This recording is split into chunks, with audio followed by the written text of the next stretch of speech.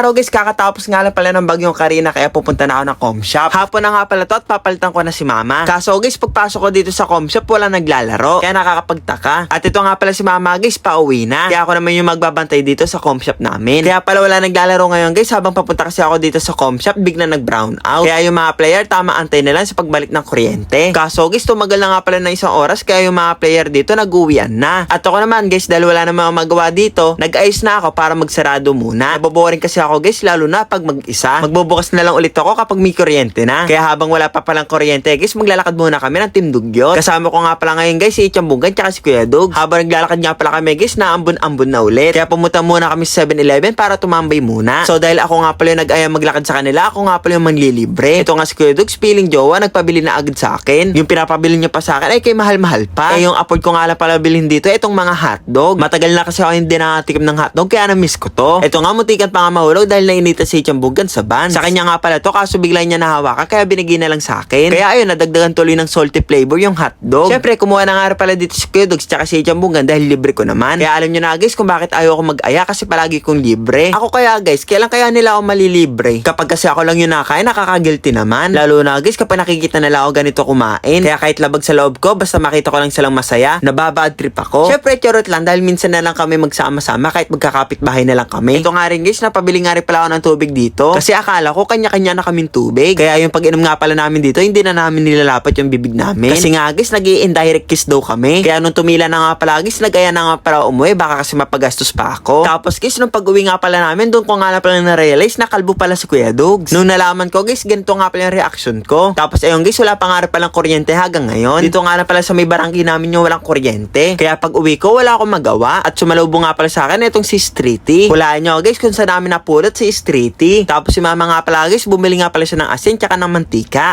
Dahil brown out nga pala kami, mag-DIY nga pala kami ng kandila. Kaya nga pala ganito yung gagawin namin kasi matagal to bago maubos. Hindi rin namin alam kung anong oras babalik yung kuryente. Kaya mas okay na to kaysa sa kandila. Nung unang nakita nga pala namin to guys, ay nakita namin sa mga life hack. Kaya simula nung naparod namin yan, ay ginagawa na namin. Minsan lang naman yung nagbabrown out dito sa lugar namin, kaya minsan lang din namin to magawa. At yung aapoyan nga pala dito guys, itong cotton bud. Ilulubog mo nga lang pala to sa mantika at sisindihan. At ayan guys, meron ka ng unlimited na kandila. At dahil wala nga pala kami posporo, sisindihan na nga lang pala namin to gamit ang papel. O diba guys, kakanood nyo sa amin, meron kayo natutunan. Magagamit nyo nga pala tong life hack sa totoong buhay. Medyo mahina nga lang yung pagkakagawa ni mama, pero okay na to. Basta ang mahalaga, may ilaw kami sa bahay. Kaso medyo madilim, kaya lumabas na ako ng bahay. Habang nakatambay nga pala ako dito guys, ay bigla nagkakuryente. Grabe, sobrang saya ko dahil wala akong magawa kapag brown out. Lobat nga rin pala yung cellphone ko, kaya hindi ako makapag-cellphone. Nagulat nga rin pala ako guys dahil sinundo na nga rin pala ako ng mga player ko. Kaya kinuha ko yung susi para makapagbukas ng com shop. Ayan nga guys, habang papunta akong com shop, ang daming bata. Kaya ang ending, ayan, puno ang computer shop.